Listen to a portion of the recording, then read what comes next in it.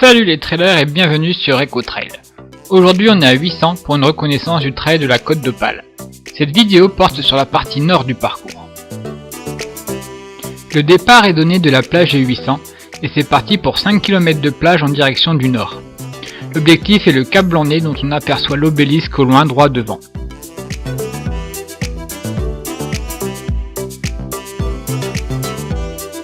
Quand les dunes laissent la place aux falaises, c'est que l'on se rapproche du cran des Cales.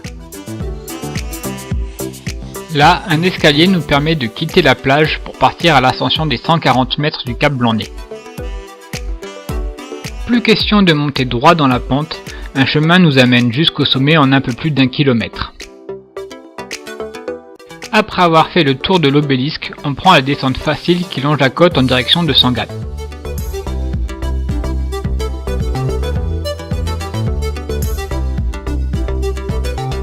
Attention quand même aux contre-marches qui peuvent être surprenantes.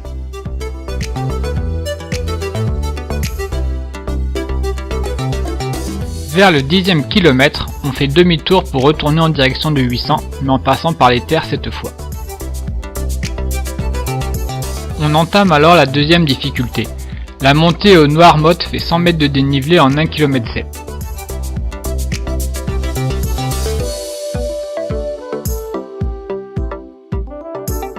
La descente jusqu'au hameau de Haut-Écale 70 mètres plus bas se fait par un bon chemin.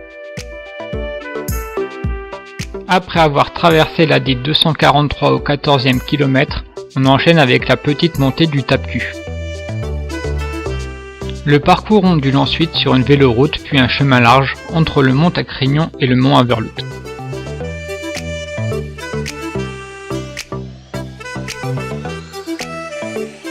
On rejoint ainsi le village de Sombre au 18e kilomètre. On enchaîne directement avec une montée de 120 mètres de dénivelé en 1 km et demi en direction du mont de Sombre.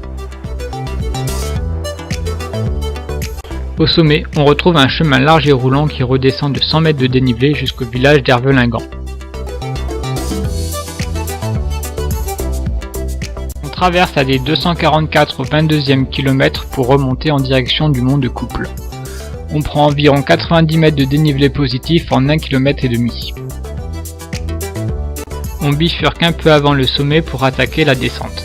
Celle-ci devient de plus en plus douce au fur et à mesure que le chemin s'élargit. L'alternance de route et de chemin large pendant les 5 km suivants peut sembler un peu monotone. La longue ligne droite dans les herbes de la plaine du Colombier y est sûrement pour quelque chose. Après avoir traversé la D940 au 29e kilomètre, on arrive dans l'espace protégé du marais de 800. Progressivement, la terre laisse la place au sable. Après 20 km de terrain dur, ce changement fait mal aux jambes. On rejoint ainsi la plage, direction le Cap Griné. Mais ce sera pour la prochaine vidéo.